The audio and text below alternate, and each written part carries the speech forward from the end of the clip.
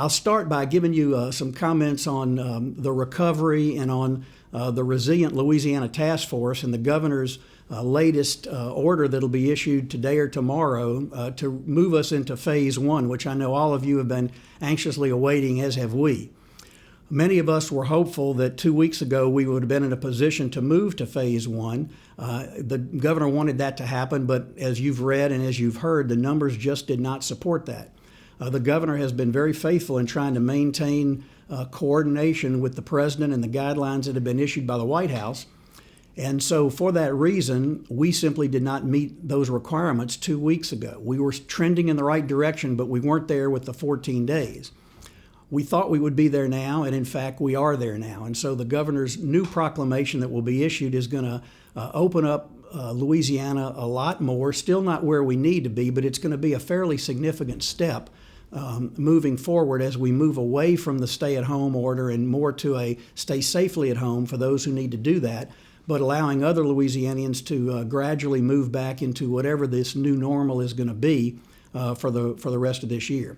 I know you've heard a lot about phase one and what it does and what it does not do. I'll kind of give you a couple of quick summaries of it just to go over this. And I think we're going to leave time for some questions at the end, so I'm happy to try and answer any questions afterwards as well. But new businesses that are going to be allowed to open for the first time since the stay-at-home order was in place are these businesses. And there will be a 25% occupancy limit on these businesses based upon the square footage that the fire marshal has designated for all places of business. It'll be for each respective business, you'll only be allowed to have occupants or patrons that would occupy 25% of your occupancy limits. And of course, you'll have sanitation guidelines and physical distancing will remain in place. But gyms and fitness centers, barbershops and hair and nail salons, casinos and video poker with some limitations, theaters, racetracks will not be open to the public, but they will be allowed to race. Museums, but not allowing tactile exhibits where you'd have to touch something. Zoos and aquariums and bars, but only those with LDH food permits. Bars and breweries, only those with LDH food permits. So bars in general are not allowed to open in phase one. There are a number of businesses that remain closed. The same ones that were closed in the stay-at-home order period will also be closed during phase one. This order is going to be in effect for 21 days. The 21 days was selected because it will afford the state an opportunity to assess where we are in the 14 days that pass, and hopefully we will continue progress and be able to move to phase two, and that additional 7 days will give the governor a chance to issue a new order, put people on notice that some changes are going to take place, and then hopefully phase two can begin in another 21 days. That is certainly not a guarantee. We've got to continue to show progress. We can't move in the wrong direction. We certainly have been very cautious because of the concerns about having some type of a relapse that would really worsen the economy if we partially open and then have to go back to some kind of closure. That's something we wanted to avoid from day one, and that's another reason why the move to phase one was a cautious one. But now that we're in phase one, it's a lot more expansive than we've been in the stay-at-home order, and so I think you're going to see more people out and about. However, with that happening, we're encouraging everyone to wear masks. Places of business that open are going to be required to have their employees wear masks. Restaurants are going to be allowed to open at 25% of their occupancy, and that is going to enable a number of restaurants to start serving food indoors, only to 25% occupancy, and they'll still be allowed to have outside service. So I know a number of restaurants have started having patio service and outdoor service. Tents have been erected, and that can continue during phase one. So we encourage all business owners to make sure they review the order and the specifics of the fire marshal's regulations so that they can be in compliance with the phase one decree. Those individuals who are high at risk, those 65 and over, those with chronic health conditions, those who may feel susceptible to the flu or to a disease like the coronavirus are encouraged to stay at home. Anyone obviously who has fever or has the disease or is not feeling well should stay at home. And that guideline still remains in effect even though a number of businesses are now allowed to open. Our state office buildings will reopen on Friday, May the 15th. The Wildlife and Fisheries Office, which issues a number of permits, is going to be open to issue permits on Friday because shrimp season begins, and a lot of shrimpers are used to getting their permits on Friday so that they can be ready when the season starts. 11 motor vehicle offices across the state in the major cities are going to open on Monday, and the Revenue Department will open on Monday as well. Those are the three departments that have the most interface with the public, and they'll all be ready to go, although we don't anticipate that there are going to be huge long lines of people waiting to be there. We hope that's not the case. We hope there's going to be a gradual increase. Our state workforce has slowly been returning to work as well. We are still under a telework order for those employees who are able to work from home. We've started the process of moving some of those folks back into their regular office location, and we're asking our department heads and agencies to slowly begin that process of repopulating our state offices. So that's going to take place beginning Friday and continuing into Monday as well, although we still have in place, as I said, telework orders, but also the ability for managers and department heads, agency leaders, to use some common sense, allow people to stay home who are still caring for children, who may not be feeling well, who are concerned about being back in their workplace. We're giving a lot of discretion to management to deal with this on a case-by-case basis as we slowly move back to some semblance of normalcy. So that's kind of a summary of where we're going to be in this phase one and what it looks like. The governor appointed a Resilient Louisiana task force. Well, my chair slipped. Let me get myself back up again. The governor's Resilient Louisiana Task Force has been meeting very regularly. It consists of 15 individuals, 3 ex officio members, legislative representatives from the business community, the labor community, the Urban League, the Committee of 100, Cable, PAR. It's really a blue ribbon group, chaired by Secretary Don Pearson and co-chaired by Terry Sterling. That task force has working beneath it a number of task forces. The commission is the overall group that's going to make recommendations to the governor. The task forces are making recommendations to the commission. And a number of task forces have been very actively meeting, and I'll mention these to you because they're going to touch every segment of the Rotary population. Economic and community development, healthcare and human services, information technology and communications, financial services, insurance and real estate, transportation and infrastructure, manufacturing, energy, hospitality and tourism, education and workforce development, construction, gaming, small business and retail, rural development, food and agriculture, and restaurants and entertainment. Those task forces are populated with as many as 10 or 12 or so people from across the state working within those various sectors, making specific recommendations to the commission for what phase one looked like and what phase two and hopefully phase three will look like. The governor is going to put a lot of weight on the recommendation of these task forces and ultimately of the commission so that there's a good deal of private sector input as to the decisions that are made. And the task forces, the commission had some recommendations as we moved into phase one, and those recommendations for the most part were all adopted in the governor's decisions as to what would open and what would not open. The overriding consideration, though, as I mentioned, was to try and be as close as possible with what the president has indicated states ought to do as they move into phase one and following. And we feel like we've really complied with that in both the letter and the spirit of the presidential order.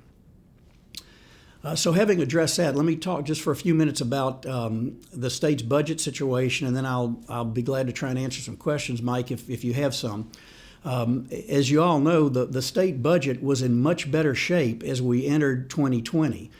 We overcame 4 years of problems by erasing a $2 billion deficit that we faced when Governor Edwards first took office now about 5 years ago. That turned into surpluses in fiscal year 19, and we anticipated in fiscal year 20 that we're in right now. We were very optimistic about utilizing that surplus and utilizing the very promising forecast for fiscal year 21 to improve funding for K-12 education, provide teachers an additional pay raise, to really plus up higher education, which had been decimated over the course of the past decade, and to make some significant investments, additional investments in early childhood education. That was the grand plan because we were going to have more money. And then all of a sudden the virus hit, and like every state in America and every country across the world, the greatest plans changed and changed dramatically. States facing unprecedented deficits, and Louisiana being no exception. The good news for Louisiana was that we were on a much better financial footing when the virus hit. We were poised to be able to plus up our budget. And because of that, we're not seeing the dramatic hit to our FY20 budget, the current year we're in that ends June 30th. We're taking a hit, obviously, and we have a much lower forecast, but we're going to be able to make up for it, as I'll talk about in just a second. Our budget for FY21 is a different story, although we'll be able to make a significant dent in what that problem is.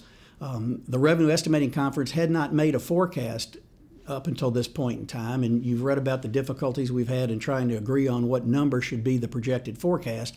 That's kind of yesterday's news now, because the REC did meet earlier in the week or last week and voted to approve an updated budget for the current fiscal year and for next fiscal year.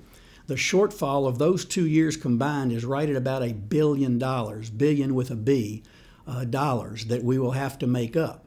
Now, that's the bad news. The good news is the federal government has responded in an unprecedented way in response to this virus. The acts that Congress has passed in a very short period of time literally total into the trillions with a TR, trillions of dollars that have been made available to private individuals, to private businesses, and to state and local governments and other entities that have responded to the virus. So the federal government has recognized the need to create some stopgap funding for states and local governments. Now, the restrictions on the CARES Act is what it's referred to. The CARES Act resulted in Louisiana getting $1.8 billion. But there's some restrictions on those monies. First of all, though it's not mandated, it's recommended that the states share 45% of that allocation with local governments. The governor has decided to do that. And so 45% of that $1.8 billion is going to be allocated for local governments' expenditures if they can meet that amount. If they don't spend all that money, it will revert to the state. The state's really been the one that has incurred most of the expenses during the crisis. We've built out the hospitals, and we've had the expenses for PPP and for equipment that's been provided to the private sector and that's been of use in state government and our hospitals as well. So it's been a huge expense for state government. Some of that is going to be repaid by FEMA, the Emergency Management Agency, because we're in a declared disaster.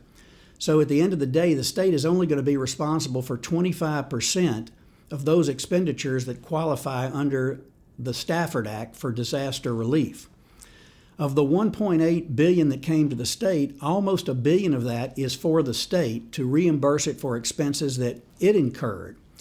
Now, the CARES Act specifically says it is not for lost revenue. That's a real tough blow for local governments because that's where most of their problems arise, in the lack of sales tax revenue or other revenue that they rely on. We have a huge revenue loss as well, reflected in the REC forecast.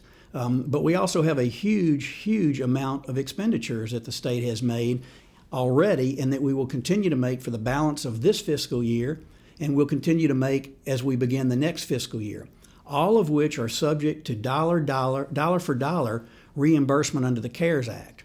So the good news for us, that I'll be sharing with the legislature this week, is that we feel like we're going to be able to address a very significant portion of that $1 billion problem with these federal dollars. Now, in addition to that, the feds have granted the states an increased allocation for Medicaid patients. Those who existed on the rolls before Medicaid expansion, the state is receiving an additional 6.2% of its Medicaid match money. And that, too, is going to help us considerably in dealing with this problem. Now, both of these sources of funding represent one-time money to the state. And we've talked for the past 5 years about the fact that this administration has not relied on one-time money to balance our budgets. In this case, Every state in America is going to do that. And the federal government, in this unprecedented allocation of trillions of dollars, recognized that those one-time monies were necessary to help states broach this time gap between when they were shut down and when they're going to be able to open again and restore their cash flow and their regular revenue flow.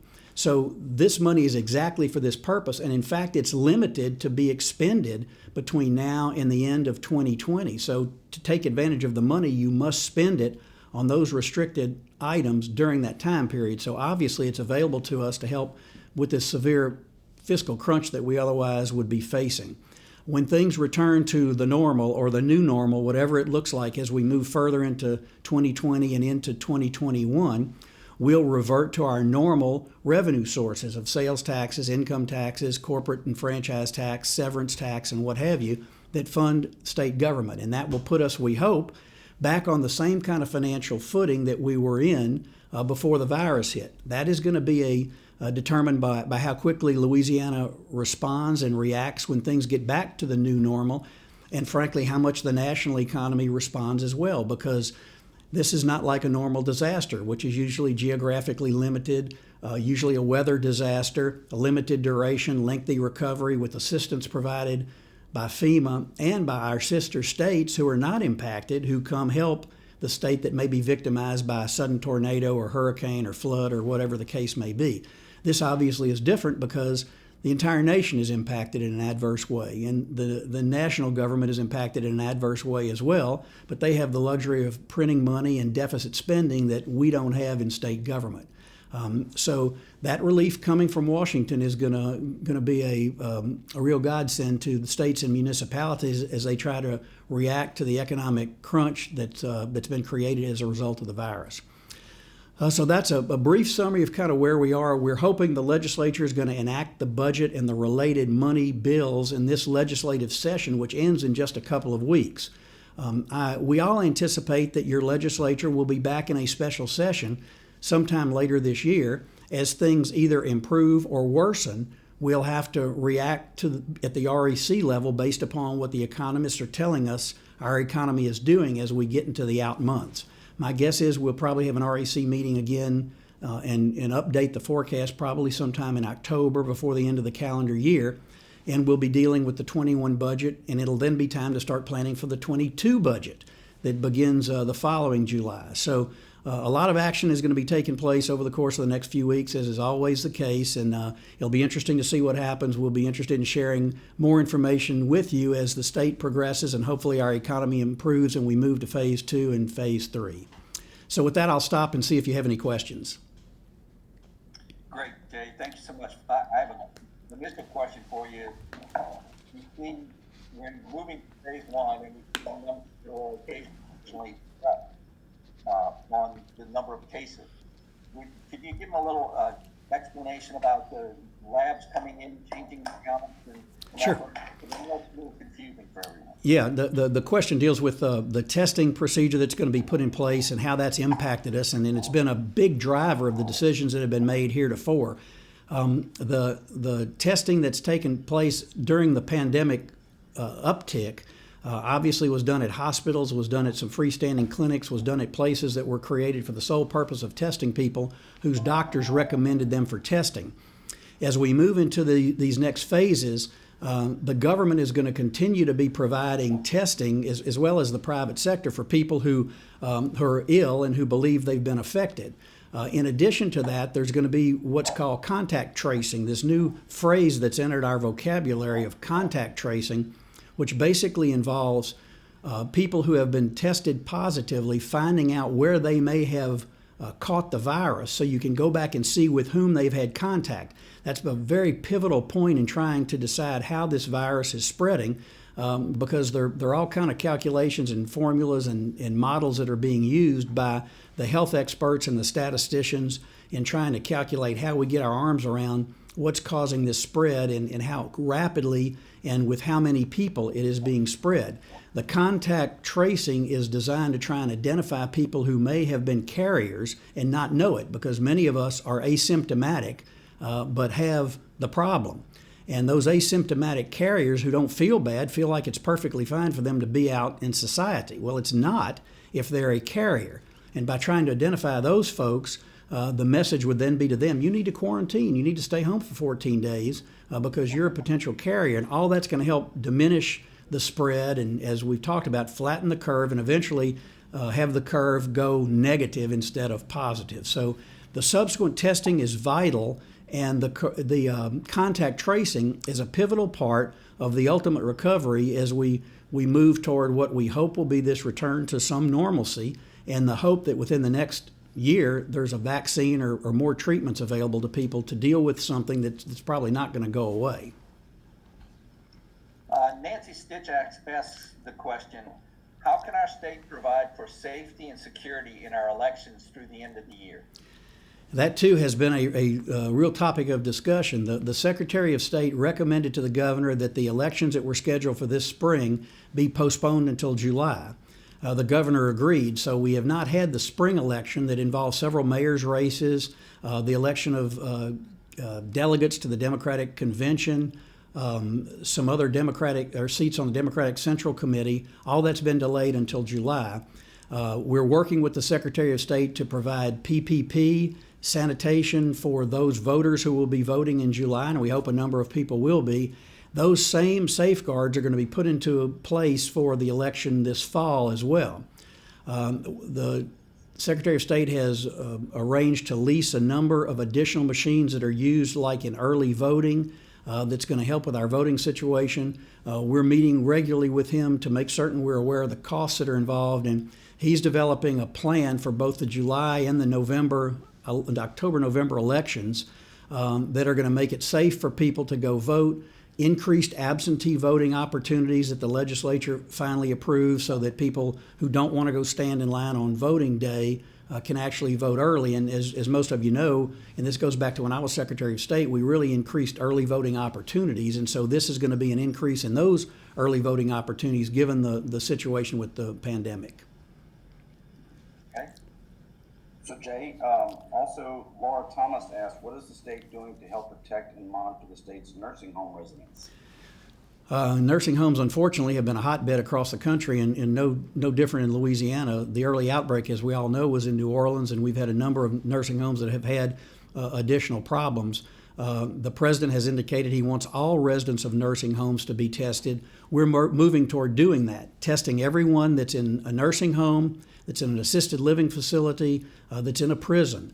We are moving to try and make certain that we test all of these population areas because that has been a huge hotspot throughout Louisiana in those basic populations. And so we're moving toward getting testing of everyone in those facilities. So that's where we're headed as it relates to nursing homes. And Jim Farnberg asks, what will higher education take a cut with the budget? I hope not. We're literally working on that as we speak. I stopped our work on my work on the budget to come visit with you right now, and I'll be going back to it this afternoon. We'll be presenting our recommended amendments to the Appropriations Committee in the next day or so. I anticipate that the committee will meet early next week to hear our proposals for how we deal with the problem. And our hope and our recommendation is that higher ed is not going to take a big cut. It certainly is one of those areas that could be devastated if we had to cut at a level that would be required to meet the deficit, but for the federal money that I talked about earlier. We think those dollars are going to give us enough opportunity to free up general fund, enabling us not to have to make any severe cuts to higher education. That's not a promise, but I can tell you that we're hoping to minimize the cuts to higher ed as much as possible. Okay. Let's see, Bobby Carey asked, what's the impact of the decrease in the price of oil have on the state budget?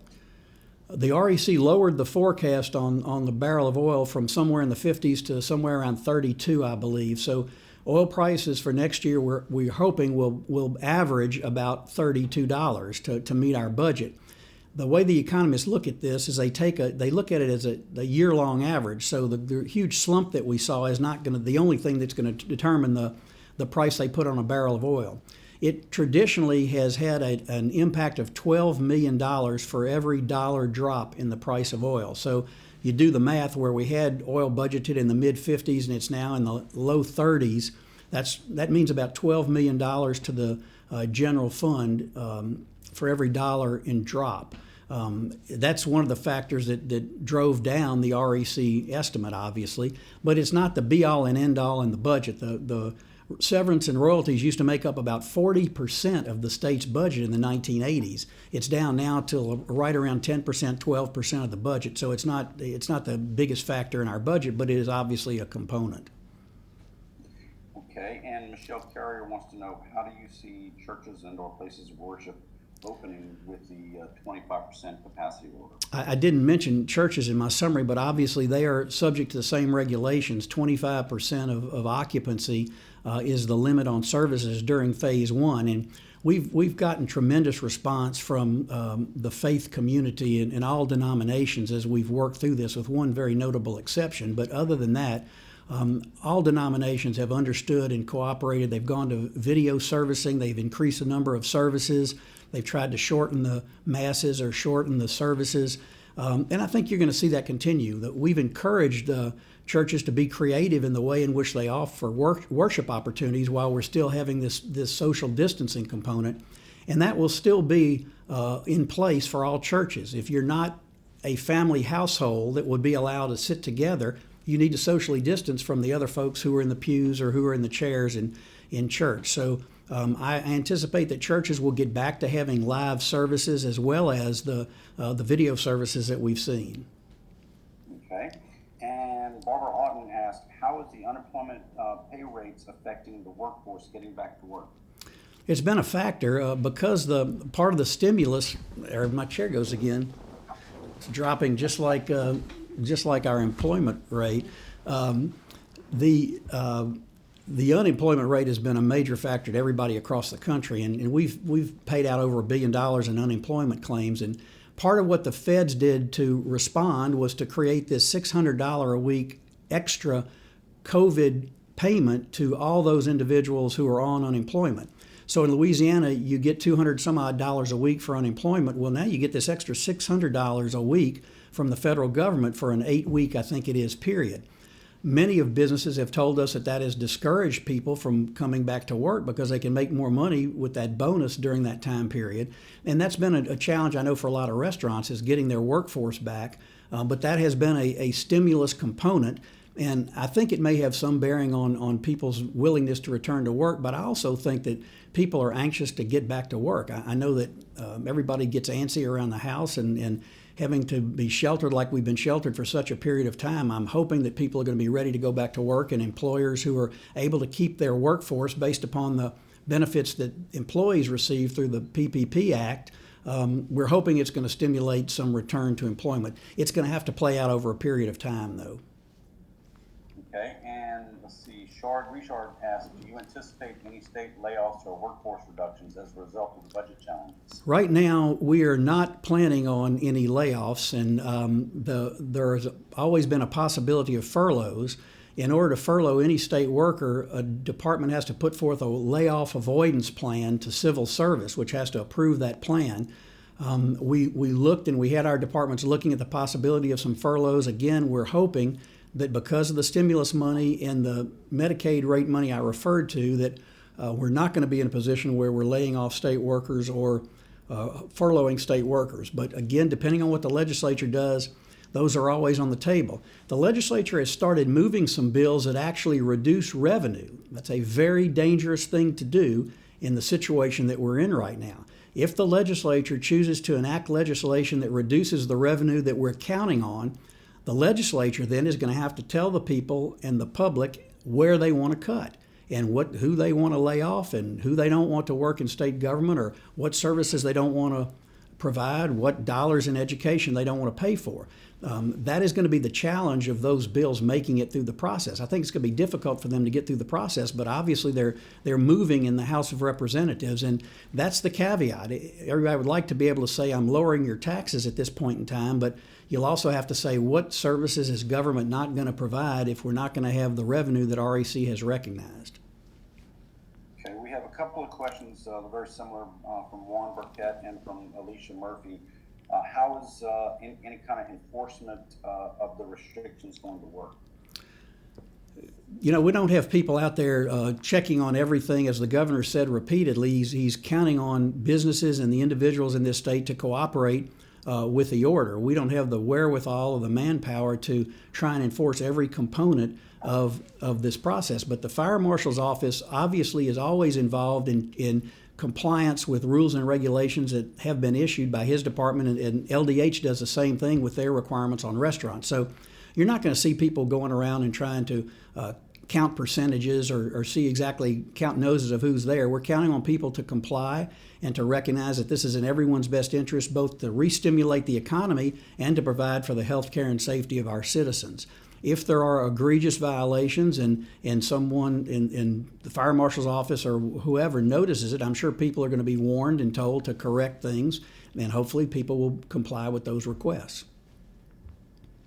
Okay, and I don't see any more questions at the moment.